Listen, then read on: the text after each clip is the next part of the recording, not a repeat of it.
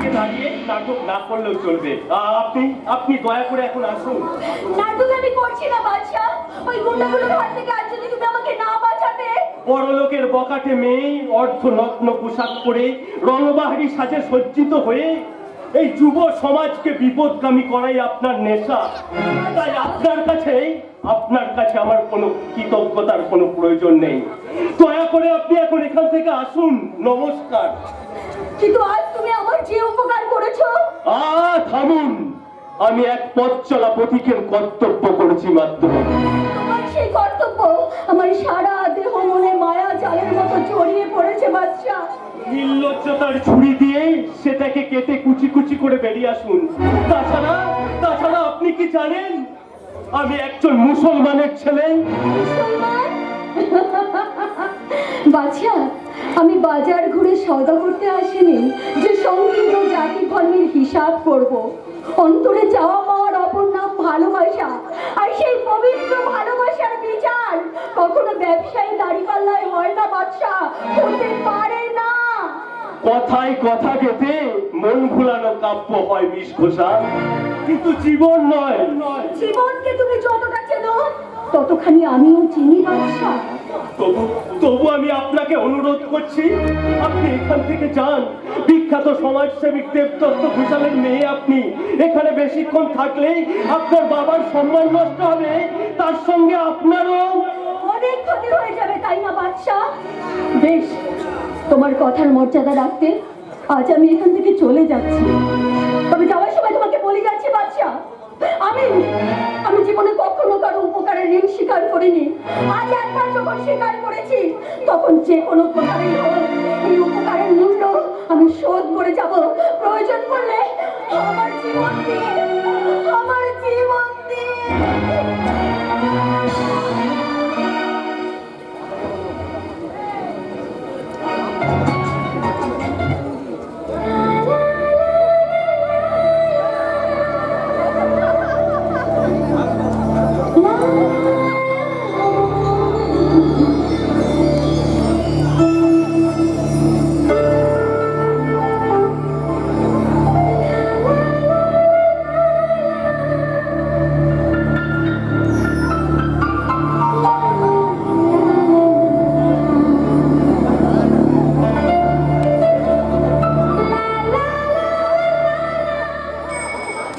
কারোর উপকারের বিনিময়ে ঋণ গ্রহণ করার মতন যোগ্যতা এখন আমি অর্জন করতে পারিনি ঘোষাল।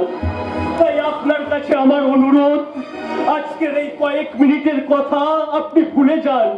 নিঃস্ব রিক্ত বেকার ছেলে আমি। আপনার কাছে প্রতিদান নেবার মতন ধৃষ্টতা এখনো আমি অর্জন করতে পারিনি ঘোষাল। এখনো আমি অর্জন করতে পারিনি। খোলা আসমানের নিচে দাঁড়িয়ে পাগল মাফিক কার সঙ্গে বকছিস? নিজের নসিবের সঙ্গে ভাইজান। যাক বল, সোনারপুর থেকে কখন ফিরলি? সে তো অনেকক্ষণ। তোমার জন্য বসে থেকে থেকে। দূর পাগলা, আমি তো এই সময় প্রতিদিন ওই কারখানায় থাকি। যাক, কোথাও কোনো আশার আলো দেখতে পেলি? শুধু আশার আলো নয় ভাইজান, আশার সূর্যটাকে আমি আমার হাতের মুঠোর মধ্যে নিয়ে এসেছি। তাই নাকি? তা কোথায় কি চাকরি পেয়েছিস? হোটেল উর্বশীতে বিখ্যাত সমাজসেবক দেবদত্ত ঘোষালের কথায় চাকরি দেবে মিস্টার ডিডি সাহেব। না না না, আমি তোকে খেতে খাবো, তবু ওই সরকার ডিডি সাহেবের কাছে তোকে আমি চাকরি করতে দেব না।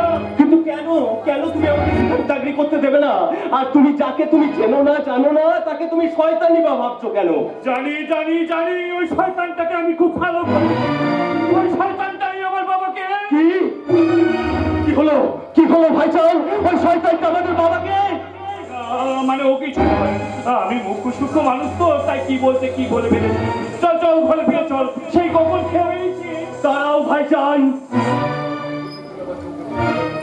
এতদিন তুমি আমার চোখে ফাঁকি দিতে পারলেও আজ কিন্তু তুমি তা পারোনি।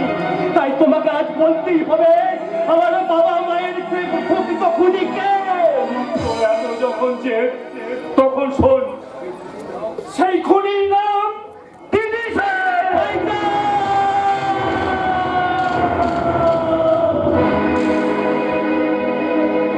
কি বলছি তুমি? আমি সাজপাত বলছি ভাই। বাবা ওই হোটেলে চাকরি করতেন, কি কারণে জানি না, একদিন দিদি সাহেবের লোক বাবাকে খুন করলো, মাকে জোর করে ধরে নিয়ে গেল। তারপর থেকে মাকে আমি অনেক খুঁজেছি, কিন্তু কিন্তু কোথাও আমি মায়ের সন্ধান পাইনি। তাহলে আমাদের দুজনকে আমি তোকে নিয়ে পালিয়ে গিয়েছিলাম, তাই আজও আমরা দু ভাই বেঁচে আছি। একে বাঁচা বলে না ভাইজান, এ বাঁচা মৃত্যুর সমান। বাবা মায়ের খুনিরা চোখের সামনে সসম্মানে মাথা উঁচু করে ঘুরে বেড়াবে, আর আমরা দুটো ভাই থাকতে মৃত্যু ভয়ে ভীরু কাপুরুষের মতন দ্রুত হয়ে না না না, এ হয় না, এ হতে পারে না। কিন্তু কি করবি তুই? ওদের কোটি কোটি টাকা আছে, সেই চাপ টাকার জন্য হাজার হাজার গুন্ডা বাহিনী পুষে রেখেছে। সেই গুন্ডা বাহিনীর গোপালালে আমি করবো না ভাইজান, শুধু মনে রেখো, এই বাহুবল যেখানে পরাস্ত, এই বুদ্ধি বল কিন্তু সেখানে জয়ী। দোয়া করো ভাইজান, তুমি আমাকে দোয়া করো। তোমার দোয়া মাথায় নিয়ে আমি বুদ্ধির চড়ি খুঁজে বের করব আমার বাবা মায়ের আসল খুঁজে। তারপর তাদের একটা একটা করে খুঁজে বের করে খুন করে চরম শাস্তি দেবো। আমি কাল কাটতে জঙ্গলে ঢুকে হিংস্র বাঘ শিকার করবো।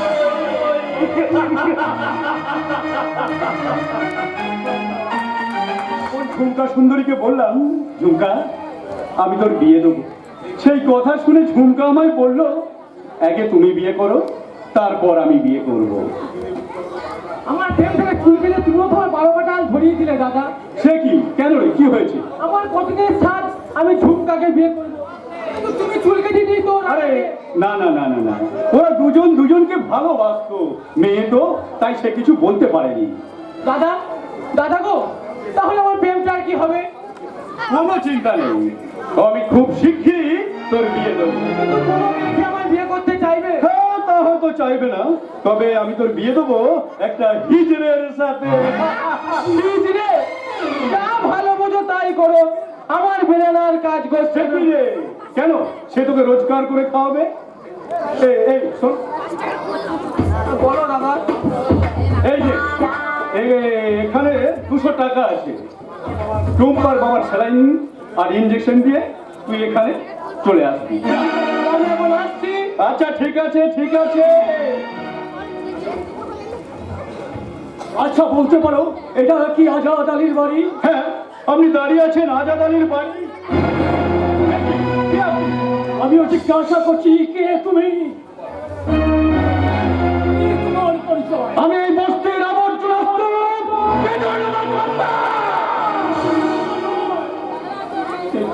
দেখি দেখি তোমার কাপটা একবার দেখি।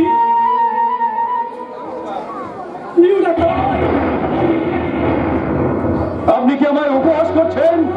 বাবা উপহাস নয়, সত্যি করে বলো তো, তোমার কাঁধে ওটা কিসের দাগ? তা জানি না, তো জ্ঞান হওয়ার পর থেকে এই দাগ আমি দেখে আসছি। হ্যাঁ ঠিকই দেখেছো, ছোটবেলায় বটিতে পড়ে গিয়ে। হারে হারে সূর্য, আমি তোর বাবা।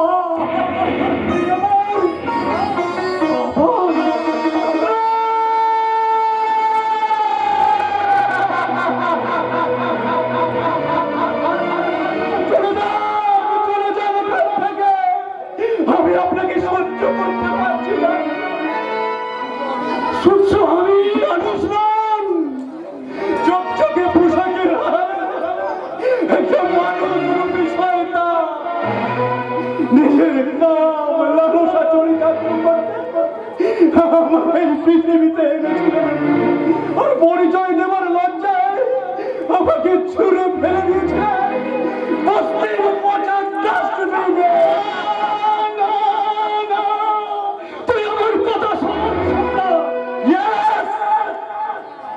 আমি সম্রাট, জন্ম সম্রাট, বস্তির মতো শেষ কথা বলে এই মুকুট হেনে সম্রাট। বাঁচতে চান তাহলে 1 ঘন্টার মধ্যে এই বস্তি ছেড়ে চলে যান, আর ভবিষ্যতে সম্পর্ক নিয়ে আর এই বস্তিতে আসবেন না। মুকুট হেনে সম্রাট।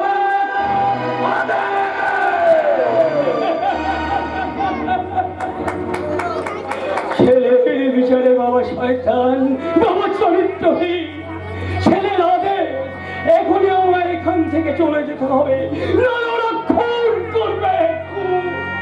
না না রে সূর্য, না, এত সহজে আমি এখান থেকে যাব না। তার আগে বলুন, যা বললেন তা কি সত্যি? হ্যাঁ, আমি যা বললাম সবই সত্য। তাহলে কেন আপনি ওকে বস্তির নোংরা রাস্তা করে এলে আমি দিইনি, স্কুলের পর থেকে শয়তানরা ওকে চুরি করে নিয়ে গেছে।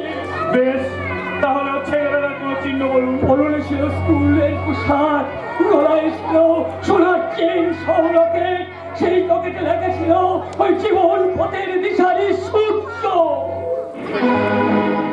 দেখুন তো, এটা চিনতে পারেন কিনা দেখুন তো।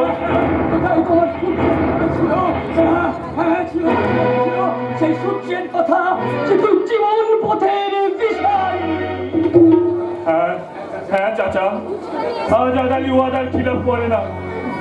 তার মানে তোমার বাবার নাম কি আমজাদ আলী খান, তোমার ছোট ভাইয়ের নাম বাদশা? হ্যাঁ, কিন্তু আপনি আমি জানি, আমি সব জানি, কিন্তু তুমি কি জানো ওই বাচ্চা তোমার নিজের ভাই নয়? ভুল হয়ে মৃত্যুর আগে বাবা আমাকে সব বলে গিয়েছেন।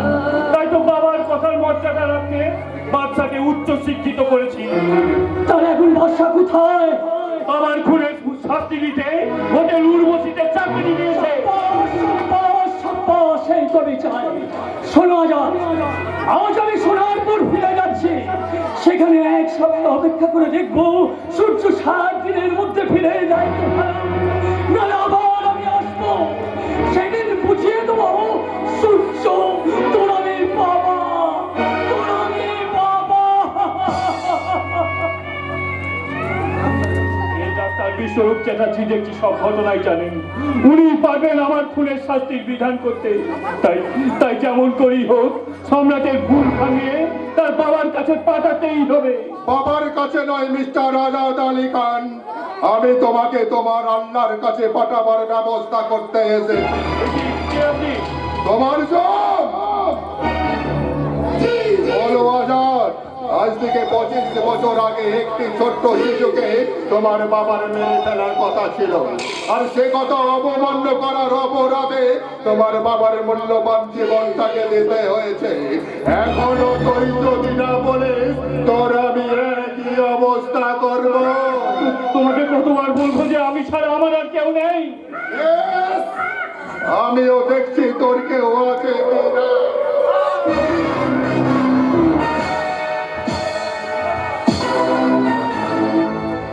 আরে শোন না শালা, একটু কষ্ট করে একটা খবর করে রাখ, আর 7 দিনের মধ্যে তোদের 2 জনকে আমি একই খবরে মাটি চাপা দিয়ে যাব।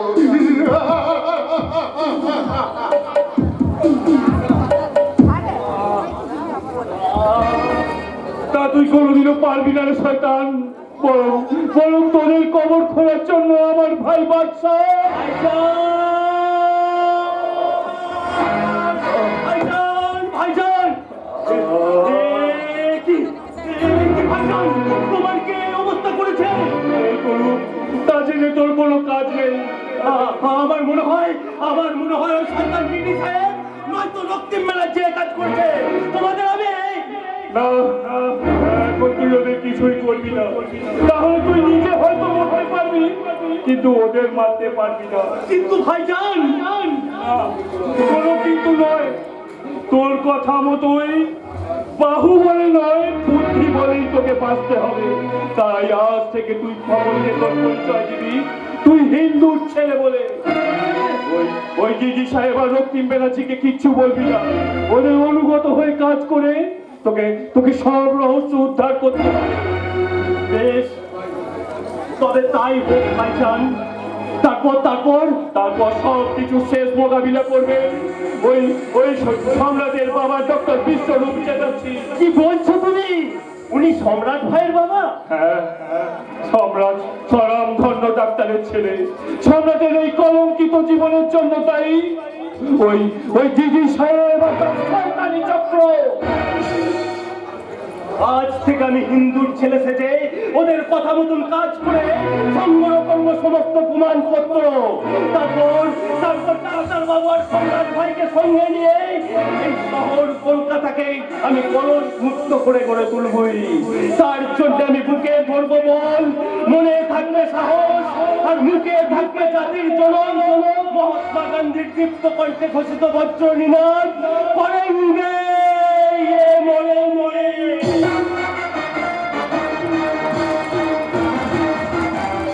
এক্ষুনি দিদি সাহেব আসবেন। জানি না আজ আমার উপরে আবার কোন কুকাজের দায়িত্ব পড়বে।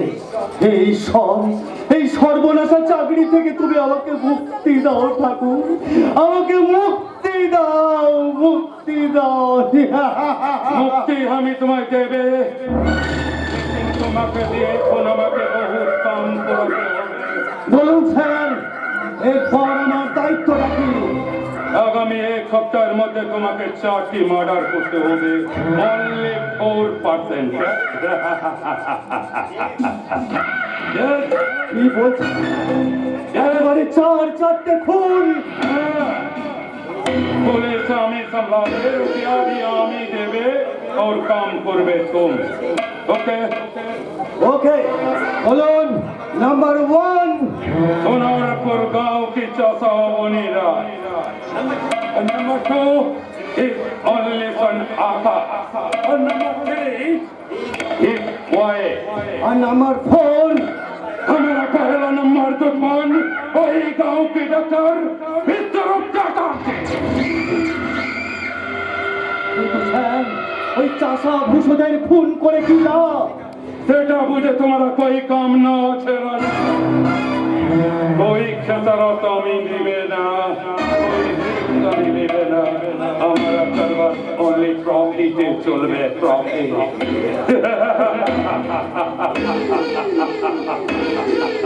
রোকেন यस सर। जल्दी जल्दी बनाओ। উপস্থিত ভদ্রমণ্ডলী, আপনারা নিজের নিজের আসন গ্রহণ করুন।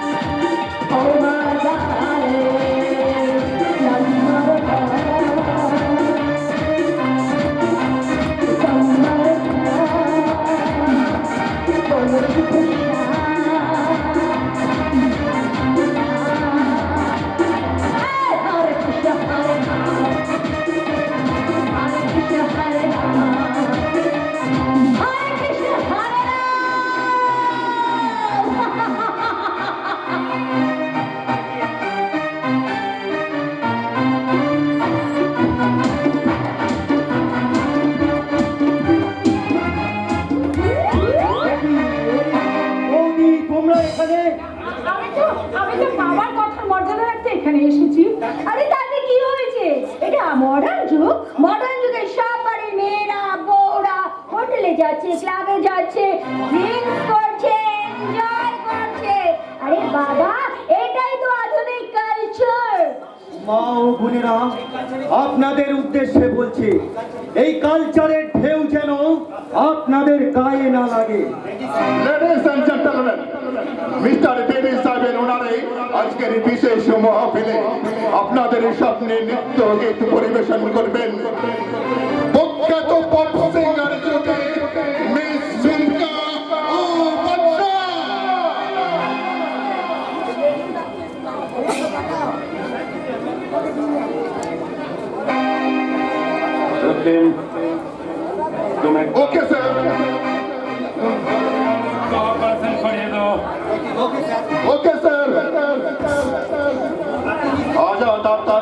শেষ ফয়সালা করার দায়িত্ব আমার স্যার, আমার।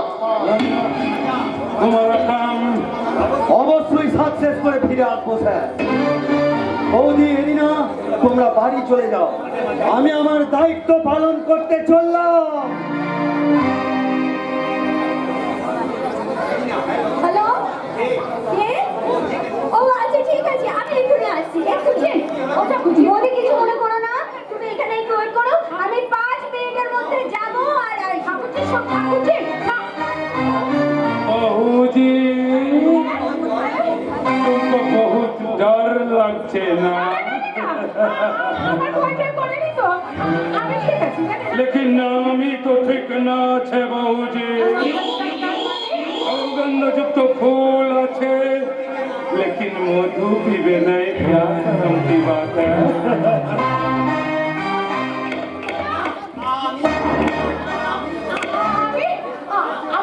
तुम देवदत्त जी का बहू जी आचो ना। कल तुमने इसके लिए तुम हमारा बीबी बन जाओ।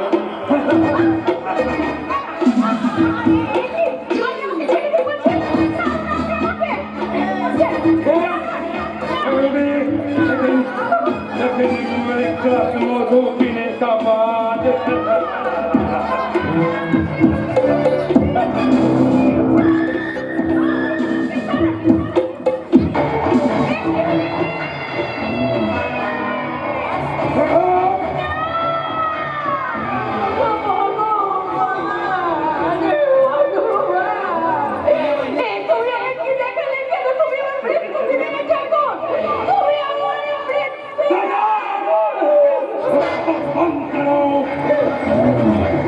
চিনে ফেলেছে না, ভগবান নেই, কলের ভগবান তোমাকে চিহ্ন রাখবে না।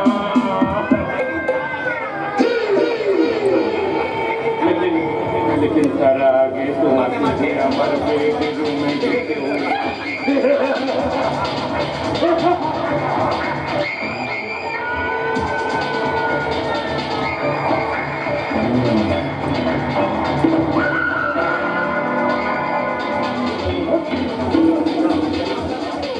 আরে বাবা, বৌদি কোথায় গেল?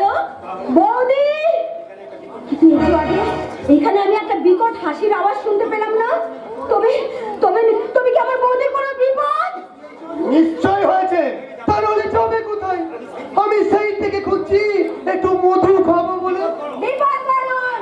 হ্যাঁ, বিপদ কি তুমি বরণ করে নিয়েছো দিদিমণি? তাই এসো, তোমার মতন এই টাটকা ফুলের গন্ধ একটু শুকি।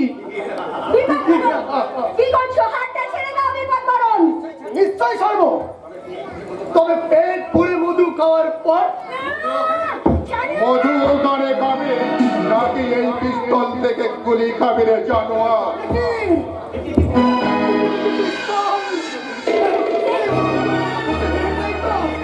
তুই এখান থেকে যাবি নাকি গুলি আছে কিনা তোর বুকে পরীক্ষা করে দেখবো? না না, এত পয়সা খরচ করে গুলি করার কি দরকার আছে? তার চেয়ে বড় আমি এখান থেকে চলি যাই। তবে দেখো ভাইয়া, বাঁ হাতে মাছি দাঁড়িয়ে নিজে যেন ডান হাতে গপ গপ করে না খেও না।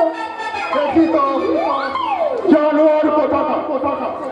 একটা সম্ভ্রান্ত বাড়ির ভদ্র মহিলাকে কিভাবে সম্মান জানাতে হয় সেই জ্ঞানটুকু পর্যন্ত নেই ওই জানোয়ারটা। আরে জাগে যাও, আসুন আমার সঙ্গে। কোথায়? কেন সুন্দরী আমার সাজানো গোছানো বেডরুমে?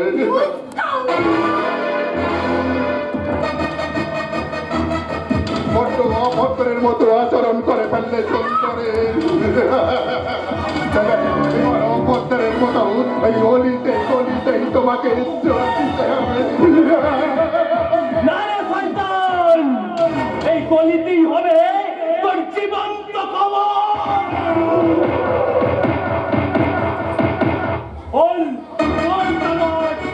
ভদ্রলোকের জীবন নিয়ে আর কোনোদিনই ইজ্জত নিয়ে ছিনিমিনি খেলবে?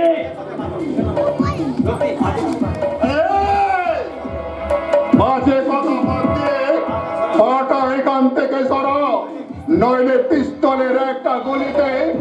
রোমিও সাজার শখ আমি চিরতরে মিটিয়ে দেব। ছি ছি ছি রক্তিম বাবু, আপনি এখানকার ম্যানেজার হয়ে ওনার কামাতুর যৌবনের ডাকে সারা দিয়েছি মাত্র। তার মানে এইসব মেয়েরা অর্ধ উলঙ্গ পোশাক পরে পথে ঘাটে হোটেলে নৃত্য করে বেড়ায়, আর সেই সব বিকৃতপনা মেয়েদের উপযুক্ত শিক্ষা দেওয়া এটাই একমাত্র পথ। এটাই একমাত্র পথ। আপনার ওই ছেলে মাতানো পোশাক পদে পদে যে কতখানি বিপদ ডেকে আনতে পারে এবার আপনি বুঝতে পারলেন তো? আমাকে তুমি ক্ষমা করে দাও বাদশা। আমি তোমার পা ছুঁয়ে বলছি, তুমি বিশ্বাস করো এই পোশাক আমি আর কোনোদিন পরবো না। যাক শুনুন, এবার আপনি বাড়ি চলে যান। হ্যাঁ, বাড়ি তো যাবো, কিন্তু বৌদিকে খুঁজে পাচ্ছি না যে। ঠিক আছে, আমি না হয় খুঁজে দেখবো। বৌদি যদি এখানে কোথাও থেকে থাকে তাহলে আমি নিজে তাকে বা দায়িত্ব করে বাড়ি পৌঁছে দিয়ে আসবো। ওকে, আজ তাহলে আমি বাড়ি যাচ্ছি। এই শোনো, মঙ্গলবার আমার জন্মদিন, মনে আছে? হ্যাঁ আছে, কিন্তু আপনি না না না না না না, আপনি নয়, আপনি নয়, বলো তুমি। এরপরে তোমার মুখ থেকে আপনি আপনি শুনলে না নিজেকে ভীষণ অপরাধিনী বলে মনে হচ্ছে। বেশ, এবার থেকে না হয় আমি তোমাকে তুমি বলেই ডাকবো, কিন্তু কিন্তু তোমার এই মনোমুগ্ধকর স্বপ্ন করা জীবন নিয়ে গিয়ে আমি কোথায় সাজিয়ে রাখবো এরিনা? কেন? তোমার বস্তিতে? তা যদি না পারো কোনো গাছতলায়, সেখানে আমরা দুজনে একটা নির্বাধ্য ভালোবাসা দুজন দুজনের হাতে হাত রেখে শপথ করে বলবো, কি এসো না যে শপথ করি দুজনে কথাটা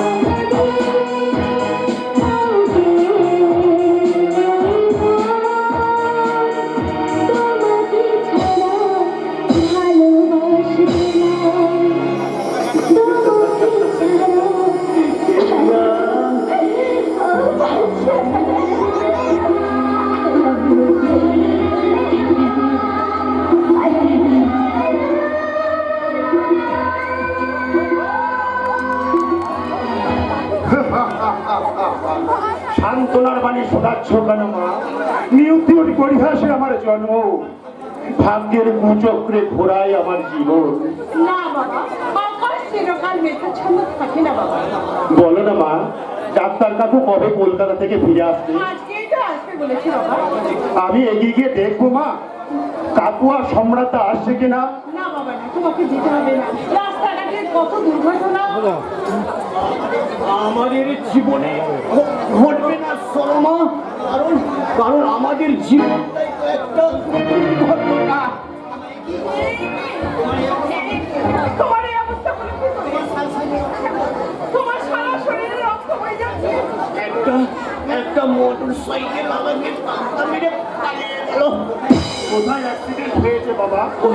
ওই মরিস সুভাষের দোকানের সামনে সুভাষী আমার সেবা শুশ্রূষা করে বাড়ি পাঠিয়ে দিল। তাহলে তোমার বাজারের ব্যাগটা কোথায়? হয়তো সুভাষী কুড়িয়ে রেখেছে, নয়তো কোথাও পড়ে রয়েছে, কে জানে। আমার তো কিছুই মনে নেই। ও মা, আমি সুভাষদার দোকান যাব, বাজারের ব্যাগটা। না বাবা না, তোকে যেতে হবে না। আমার বাবাকে ওষুধ খাইয়ে আমি নিজেই গিয়ে নিয়ে আসবো। কেন মা, তোমাদের উপযুক্ত ছেলে হওয়া সত্ত্বেও কেন তোমরা আমার উপর ভরসা করতে পারো না? তবে কি আমি করতেই কদর্য বলে? না, না রে বাবা না। গাড়ি ঘোড়ার রাস্তা তো। যদি তোর কোনো বিপদ হয়ে যায়। হবে না মা, কোনো বিপদ হবে না। তুমি বাবাকে ওষুধ খাইয়ে রান্নার ব্যবস্থা করো, আমি এক্ষুনি ব্যাগটা নিয়ে আসছি। আকাশ, আকাশ শোন। ওগো, যে সত্যি চলে গেল।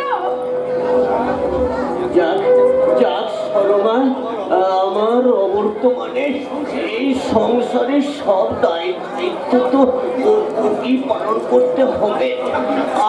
আর কতদিন ওকে আমার খুব কষ্ট হচ্ছে।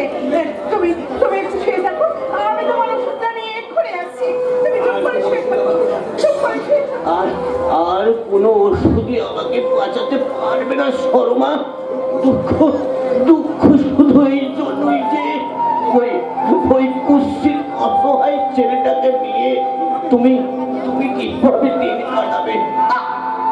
অবসাদে আমার চোখ দুটো যেন বুঝে আসছে।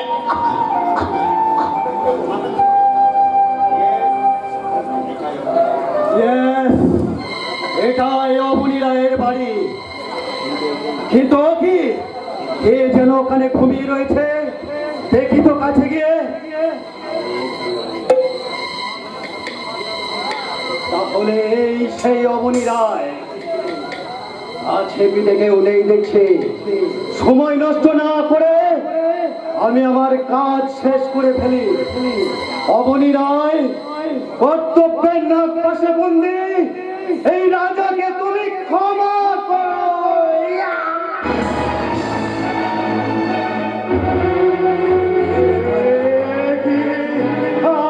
আমার হাত এমন কাঁপছে কেন? আমি ছুরি মারতে পারছি না কেন? কোনো নির্মম কাজ করতে যারা হাত কোনোদিন কাঁপে নেই, আজ একটা সামান্য গরিব চাষির জন্য। কি হলো? তুমি কথা বলছো কেন? আমি তোমাকে বারণ করলাম। তুমি কথা বলো না। এই না, আমি ওষুধ নিয়েছি। ওষুধটা তুমি খেয়ে নাও। কে তুমি বাবা? কোথা থেকে এসেছো? না মানে আমি এইমাত্র কলকাতা থেকে আসছি। কলকাতা? সে তো অনেক দূরে বাবা। তোমার নিশ্চয়ই খুব জল তেষ্টা পেয়েছে। তুমি একটু বসো বাবা, বসো। আমি ওকে ওষুধটা খাইয়ে দিয়ে আমি তোমার জন্য জল নিয়ে আসছি। ওগো, শুনছো? ওঠো, তুমি ওঠো।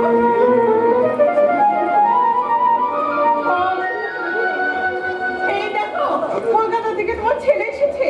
তুমি ওষুধটা খেয়ে নাও। আমি তোমার জন্য জল নিয়ে আসছি।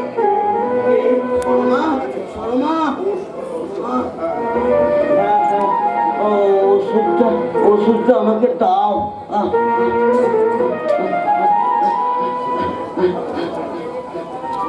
না না, কোনো স্নেহ মায়া মমতার পরশ আমার জীবনে আছর কাটতে পারবে না। যে কোনো মূল্যের বিনিময়ে আমার কাজ আমাকে শেষ করতেই হবে। একটু জল দাও না, একটু জল। না না, একটা তৃষ্ণার্ত মানুষের বুকে আমি ছুরি বসাবো? না না না না, আমি পারবো না, কিছুতেই না।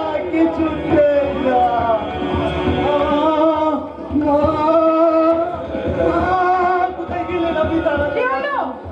তাড়াতাড়ি জলটা নিয়ে আসুন। তুমি কি বলছো? এটা পরে জানলেও চলবে, এখন আমাকে জলটা দিন, তাড়াতাড়ি দিন।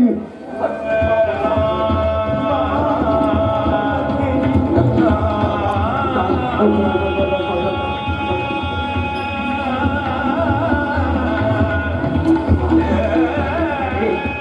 তুমি? আচ্ছা শোনো, তুমি বলতে পারো এই জলটাকে আমি কেন সুস্থ বোধ করছি? কি বলছো তুমি? আচ্ছা আচ্ছা, তুমি কে বাবা? তোমার ছেলে। ছেলেকে চিনতে পারছো না অবনীদা? কি বলছো তুমি? একটু রহস্য করছিলাম। কি ডাক্তার বাবু আপনি? ওদের কাঁটা সরাতে দিদি সাহেব যে তোমায় এখানে পাঠাবে সেটা আমি আগে থেকেই জানতাম। কিন্তু কিন্তু আপনার সঙ্গে তার কিসের শত্রুতা? 20 বছর আগে রহস্য এত তাড়াতাড়ি জট খোলা যাবে না রাজা। সময় বলে দেবে কেন তিনি খুন করার জন্য তোমাকে এখানে পাঠিয়েছে। হ্যাঁ বলি খুন। শোনো রাজা, সব প্রশ্নের উত্তর দেবো, সব রহস্যের সমাধান করবো 7 দিন পর। 7 দিন পর? তার মানে কি ডাক্তার? 7 দিন আমি অপেক্ষা করে দেখবো সম্রাট তার ভুল বুঝে ফিরে আসে কিনা। সম্রাট? সম্রাটকে আপনি চিনলেন কি করে? সম্রাটকে তার বাবার চেয়ে কে বেশি চিনবে রাজা? সম্রাটই আমার একমাত্র পুত্র। জীবন পথের দিশারি ওই সম্রাট। কি বলছো কাকু? সম্রাট দাদা তোমার ছেলে সূর্য? আরে সে আমার 25 বছর আগে হারিয়ে যাওয়া সেই সন্তান। তাহলে তুমি তাকে নিয়ে এলে না কানে কাকু? সেখানেও একটা সমস্যা, সে আমাকে বাবা বলে মানতে রাজি নয়। তুমি কি বলছো কাকু? আমাকে তার কাছে নিয়ে চলো, আমি তাকে বুঝিয়ে বলবো। শুধু তোমাকে নয়, প্রয়োজন হলে তোমার বাবা মাকেও নিয়ে যাব। শোনো রাজা, বলুন। আগামী 7 দিন বাদে তুমি ওই মুচিয়ে ঘাটালে না যাওয়া দালির বাড়িতে উপস্থিত থাকবে। সেখানে আমি বুঝিয়ে দেবো যে রাজা বাদশা সম্রাট আর আকাশের এই নিদারুণ পরিণতির জন্য তাই একজন, তিনি এই সমাজের কলির ভগবান। ভগবান?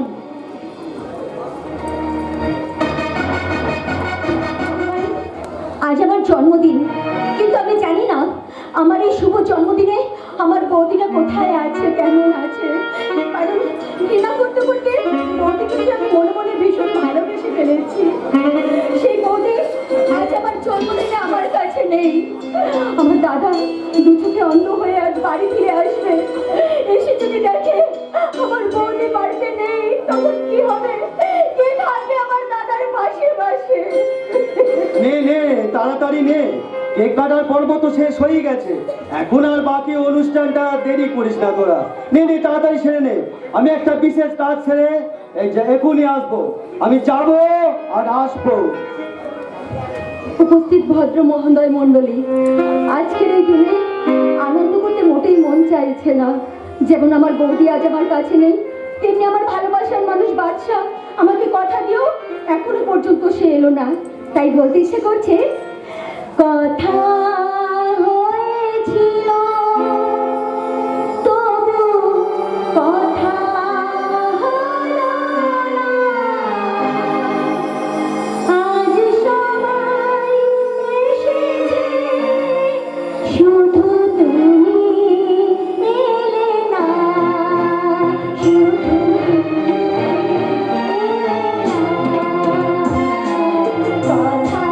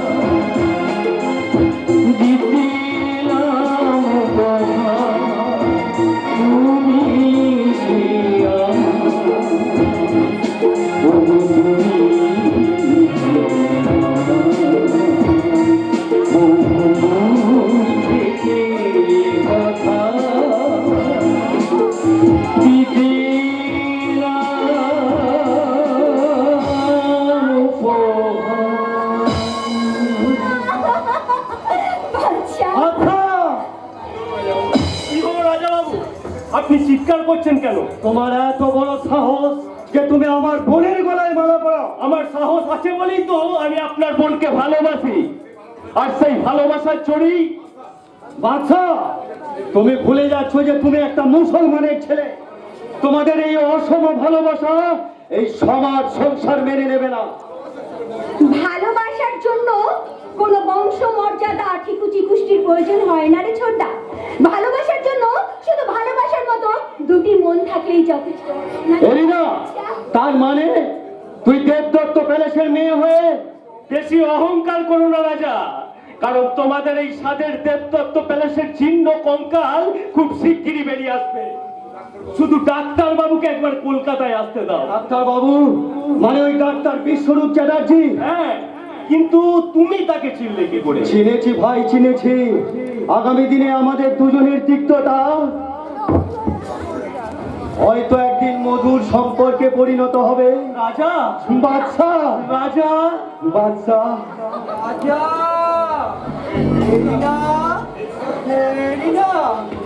তোরা কোথায় ভাই? আমি যে তোদের দেখতে পাচ্ছি না রে। এই তো দাদা, এই তো আমরা এখানে দাদা। জানিস রাজা, আমার চোখ দুটো কোনো দুর্ঘটনায় নষ্ট হয়নি রে ভাই। কোনো মানুষ রূপী শয়তান আমাকে চক্রান্ত করে চোখ দুটোকে কেড়ে নিয়েছে। হ্যাঁ রে, তোর বৌদি কোথায় রে? দাদা, বৌদি না মানে? কি হলো রাজা? তাহলে কি তার কোনো বিপদ? দাদা, কেন বৌদিকে 3 দিন ধরে খুঁজে পাওয়া যাচ্ছে না? ওই শয়তানরা হোটেল উর্বশী থেকে কিডন্যাপ করে নিয়ে গেছে। আমরা তন্ন তন্ন করে খুঁজেও তার সন্ধান পাওনি, তাই না? গরিবের মেয়ে একটুকরো আশা চলে বেঁধে আমার উপর ভরসা করে এ বাড়িতে এসেছিল একটু সুখ আর শান্তির খোঁজে।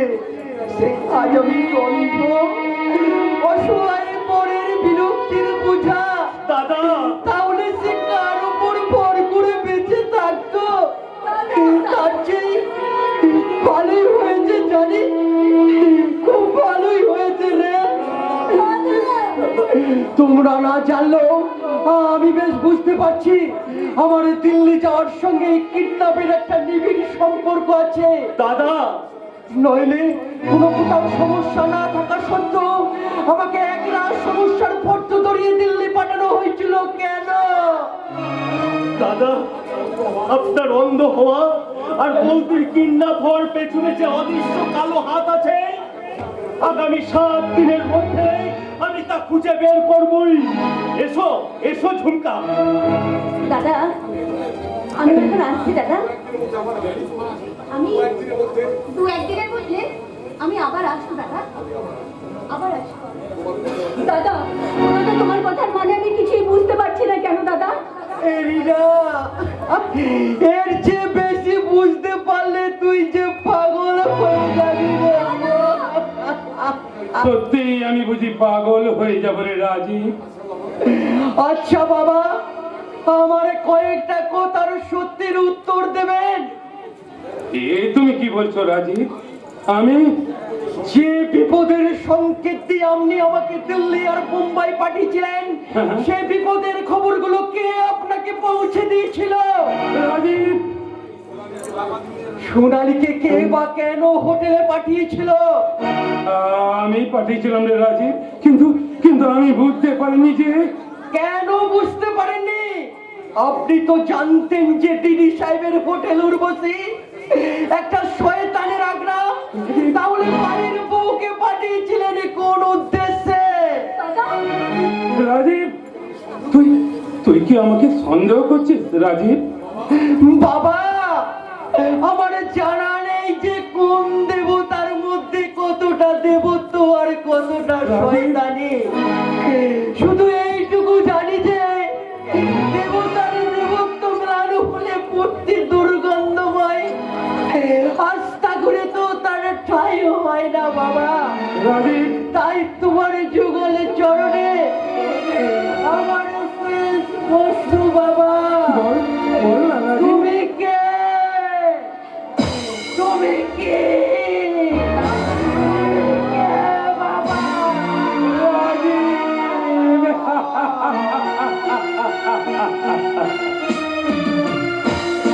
মনের সঙ্গে যুদ্ধ করতে করতে আজ যখন আমি ক্ষত বিক্ষত, ঠিক গঙ্গার তীরে পেলাম দিদির অর্ধমৃত দেহ। আচ্ছা দাদা, যত ঝামেলার কাজগুলো কি আমার উপর চাপাতে হয়? কেন, কি হয়েছে রে প্রেমপত্র? আর কি হয়েছে? তুই সামনে চুলকানোকে তুমি আমাকে দায়িত্ব দিলে দিদিকে খাইয়ে দাইয়ে সুস্থ করে তোলার জন্য, কিন্তু আমি এমনই চুলকানো পাঠিয়ে আর 2 দিন একটা দানা আমি দিদিকে খাওয়াতে পারিনি। কি রে প্রেমপত্র, তোকে যে কথাগুলো আমি জিজ্ঞাসা করতে বলেছিলাম, তুই সেই কথাগুলো জিজ্ঞাসা করিস? নিশ্চয় দাদা, উত্তর তো দেয়নি, জিজ্ঞেস করলে আরো বেশি করে কাঁদছে। তুই গিয়ে একবার দিদিকে আমার কাছে পাঠিয়ে দে না। ঠিক আছে দাদা, আমি এখনই দিদিকে পাঠিয়ে দিচ্ছি। সমাজের রন্ধে রন্ধে আজ দুর্বৃত্তায়ন বাসা বেঁধেছে, তাই আমাদের মতো সমাজের মানুষের রাস্তা পুরো পড়ে থেকে লাভ কি, যে পচা দেহে প্রাণ সঞ্চার করবে। এসো এসো এসো দিদি, দিদি এসো।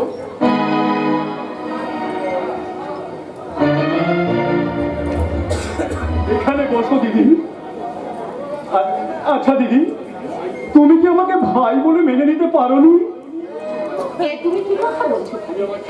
তুমি আমার জীবনের সাক্ষাৎ দেবতা, তোমার দেবত্বের মহিমায় আজ আমি পুনর্জন্ম লাভ করেছি। তাহলে তুমি খাওনি কেন? খেয়ে কি হবে বলে তো, খাওয়া মানেই তো এই নোংরা বিভৎস সমাজের বুকে বেঁচে থাকার নিষ্ফল লড়াই। না দিদি না, এই সমাজের জানোয়ারের মানুষের শিকার তুমি। তাদের কুকর্মের দায় মাথায় নিয়ে তুমি হীনবলতায় ভুগবে কেন? এই সমাজে যারা কুকাজ করে না, তারাই তো অপরের ঘাড়ে দোষ চাপিয়ে দিয়ে তাদের মৃত্যুর মুখে ঠেলে দেয়, আর তারা নিজেরা হয়ে যায় ধোয়া তুলসী পাতা। সেটা তো আমি মর্মে মর্মে উপলব্ধি করতে পারছি দিদি, কারণ এই জঘন্য সমাজের অমানুষদের ব্যবচার আছে আমার জন্ম। তাদের কুকীর্তির দায় মাথায় নিয়ে আমার ঢেকে গেছে আমার পরিচয়। তাই তো এই সমাজে আমি একটা জারজ বেদনা সন্তান। তুমি যাও সন্তান নও, তুমি বড় বংশের ছেলে। তোমার বাবা স্বনামধন্য ডাক্তার বিশ্বরূপ চ্যাটার্জি।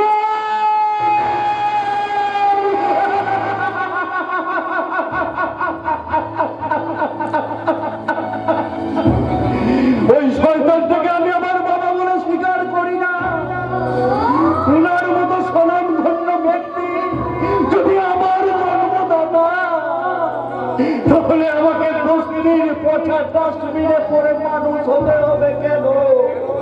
কেনই বা আমাকে কুকুর বিড়ালের মুখ থেকে খাবার খেতে হবে? না না, আমি বিশ্বাস করি না, বিশ্বাস করি না।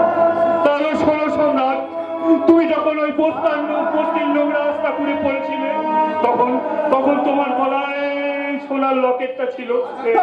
আজাদ ভাই,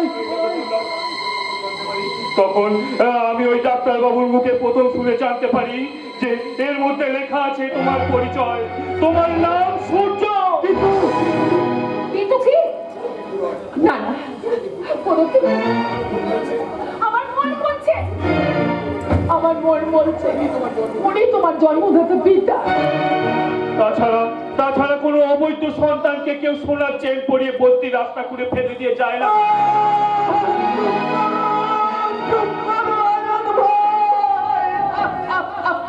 আরো শোনো, শয়তানরা তোমার বাবাকে সাহায্য করতে তোমাকে আর তোমার মাকে কিডন্যাপ করে, তোমাকে ফেলে দেয় ওই ফুটপাতে।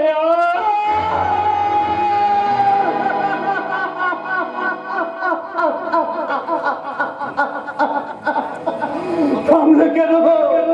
থামলে কেন আজাদ ভাই? বলো আমার মাকে। শত চেষ্টা করেও তার কোনো সন্ধান আমরা পাইনি। চুপ করো আজাদ ভাই, তুমি চুপ করো। আজ আমি সহ্য করতে পারছি না আজাদ ভাই। বিবেকের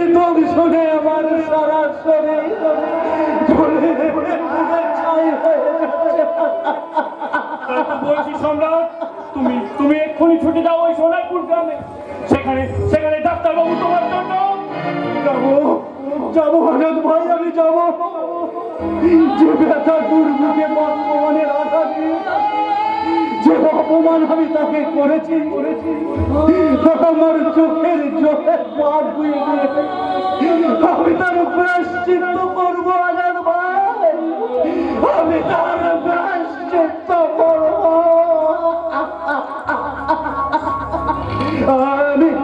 আমি আসছি। দাঁড়াও সম্রাট, দাঁড়াও। এটা করো, তবেই তো তুমি হবে ওই সোনারপুরের সূর্য।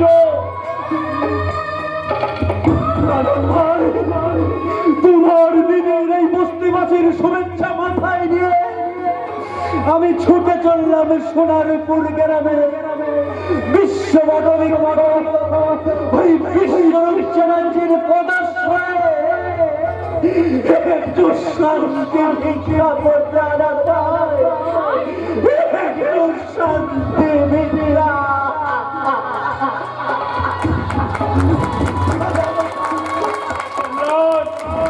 আমি ঈশ্বরের কাছে প্রার্থনা করি ভাই, তোমার যাত্রাপথ সুগম হোক, তোমাদের পিতা পুত্রের মিলন হোক ভাই, পিতা পুত্রের মিলন হোক। হবে দিদি, হবে, নিশ্চয়ই হবে। কিন্তু কিন্তু তোমার কি হবে দিদি? সেটা তোমার আমার চিন্তা নয় ভাইজান, তার চিন্তা সেই করে রেখেছেন। সে কি ভাই? কেন সম্রাট ভাই এই বস্তির বুকে শেষ কথা বলা মুকুটহীন সম্রাট, তাই দিদির ব্যাপারেও তার কথাই হবে শেষ কথা। কিন্তু বাদশা, কোনো কিন্তু নয় ভাইজান, কোনো কিন্তু নয়। গঙ্গার তীর থেকেই অর্ধমৃত দিদিকে তুলে নিয়ে এসে লোক চালাচালি না করার জন্য দিদিকে হাসপাতালের পরিবর্তে নার্সিং হোমে ভর্তি করে।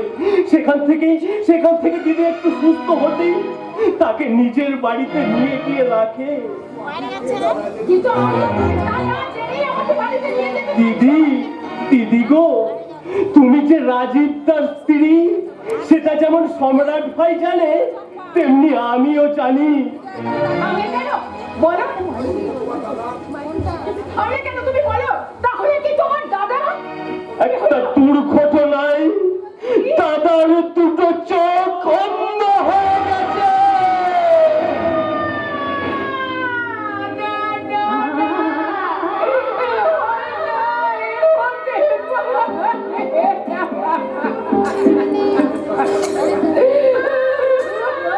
এতে কোনো লাভ হবে না দিদি, তার চেয়ে তোমাকে বলতেই হবে ভগবানের মন্দিরের বউ হয়ে তোমার এই গঙ্গার জলে ভেসে আসার আসল কারণটা কি? আচ্ছা, সে কথা বৌদি কোনোদিন বলতে পারবে না। আমি জানি যে আপনি হোটেল উর্বশীর কেয়ারটেকার, কিন্তু একটা সত্যি কথা বলুন তো, আপনার প্রকৃত পরিচয়টা কি? প্রথম দিনই শেষ কথা জানতে চাইছেন।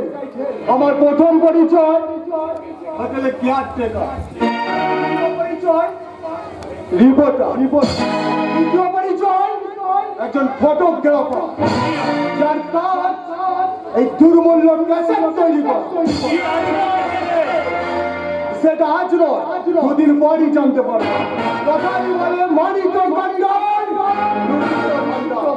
এই ক্যাসেটের জন্য হয়তো কোনো ভান্ডার আমি লুট করতে পারবো না ঠিক, কিন্তু কিন্তু এই সমাজ সংসার ধ্বংসকারী ভান্ডার করব।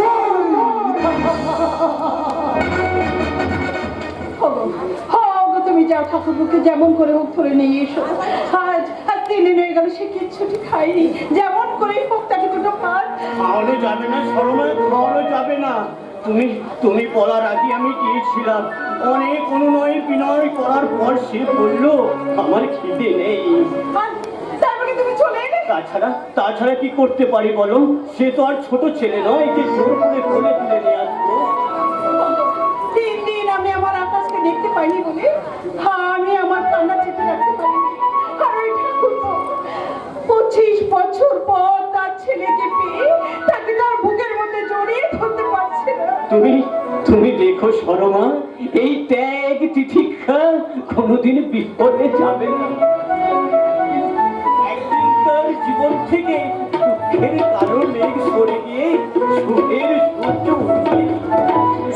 সেই দিন কবে আসবে অবনীরা? সারা জীবন আমি অক্লান্ত পরিশ্রম করেছি, মানুষের সেবা করেছি, কোনদিন কাউকে কোনো আঘাত আমি দিইনি। তাহলে আমার জীবনে এমন দুঃখের সাগরে ভাসছে কেন?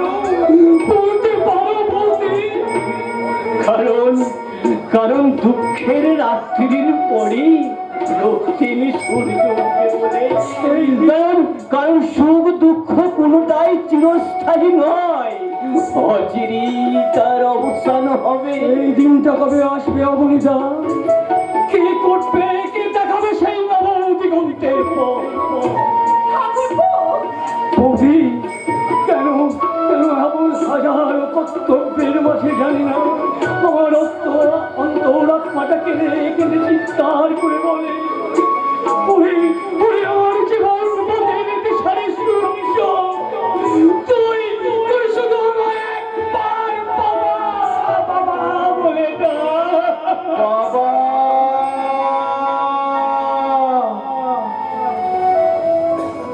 কোথায় তুমি বাবা? কে যেন বাবা বাবা বলে ডাকলো। এ তো আমাদের আকাশের কণ্ঠস্বর নয়, তাহলে তাহলে কে হতে পারে অবনীরা? ওদি ভালো করে দেখো, চলা দরজাগুলো সব খোলা আছে কিনা, যদি না থাকে সব দরজা জানলাগুলো খুলে দাও, বাতাসে ভেসে আসুক ওই জাদু ওরা বাবা বাবা ডাক। যে ডাক শোনার জন্য আমি আমি আজও মুখ হয়ে আছি। বাবা,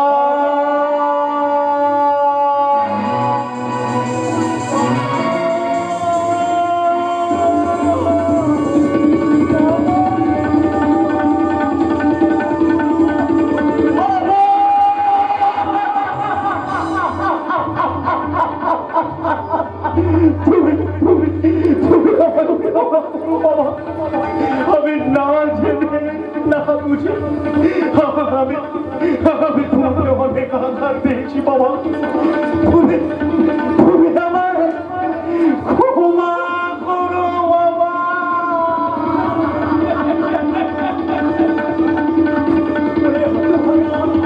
দীর্ঘ 25 বছর ধরে জমে থাকা ব্যথা বেদনা গুলো জমা বেঁধেছে পায়ে নয় রে, আমার এই বুকে, আমার এই বুকে, আমার এই বুকে। তাই যদি পারিস এই বুক আমাকে ছাপিয়ে পড়ে, তুই আমায় ছাপিয়ে পড়ে একটু শান্তি দে বাবা, একটু বাবা।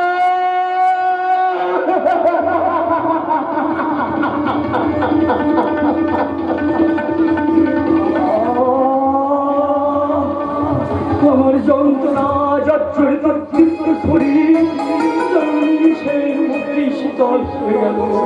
এমন স্বর্গীয় সুখ আমি আগে কখনো পাইনি।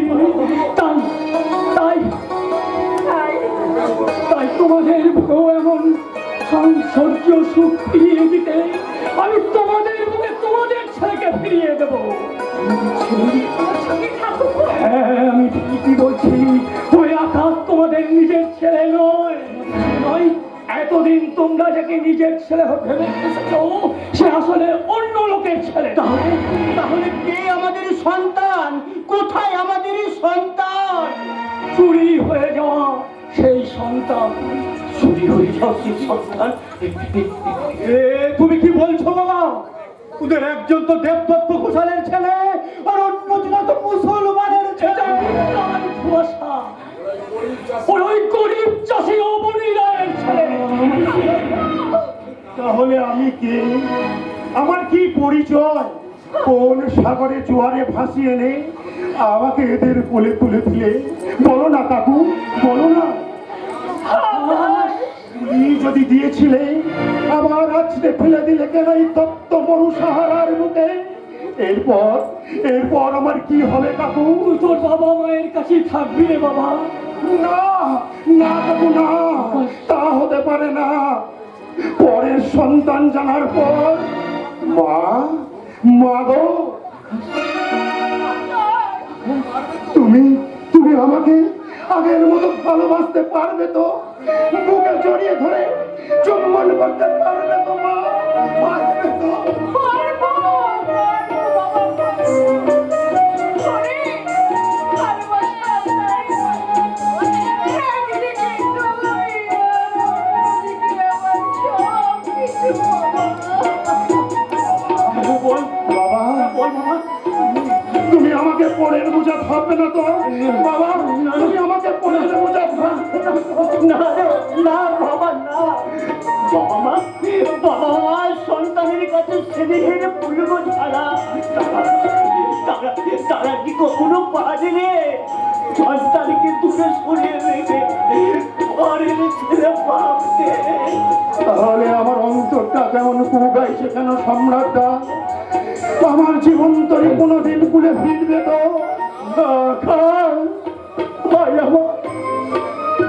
কলকাতায় আমাকে না চিনে এমনি ভাবে বুকে জড়িয়ে ধরে রেখেছিলে। যদি কোনোদিন আমার জীবনে ঝড় ওঠে, সেদিন তুমি এরম ভাবে আঁকলে রাখবে তো? রাখবো রে আকাশে রাখবো।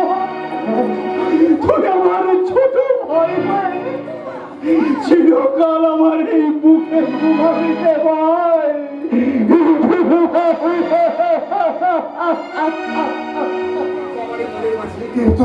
কিন্তু আমার এই যে মনের মাঝে প্রশান্ত সাগরের অশান্ত ঢেউ উঠেছে, তাকে থামাবো আমি কি করে? আকাশ তোর বাবা মায়ের স্নেহ ভালোবাসা খরচ দিয়ে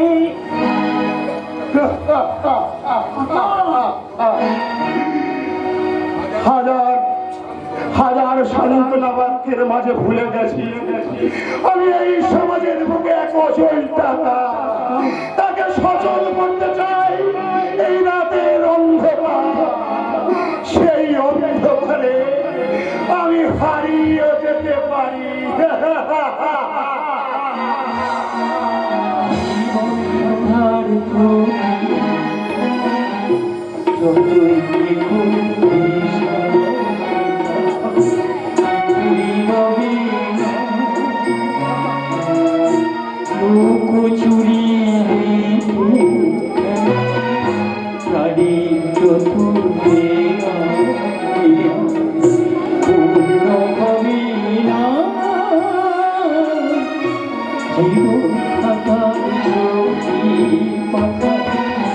যতই দেখো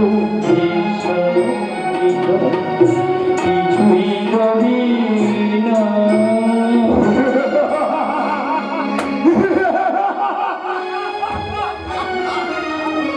জীবন অঙ্কটাকে জানি না মেলাতে গিয়ে কি পেলাম আমি।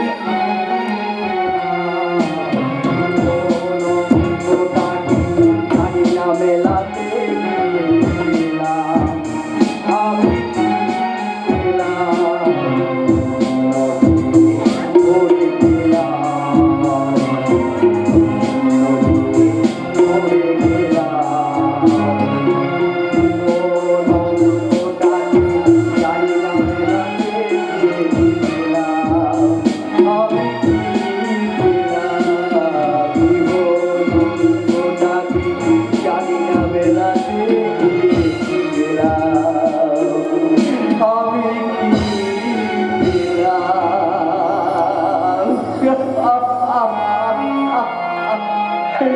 জীবনের রঙিন স্বপ্নগুলো একটা একটা করে মিলিয়ে গেল।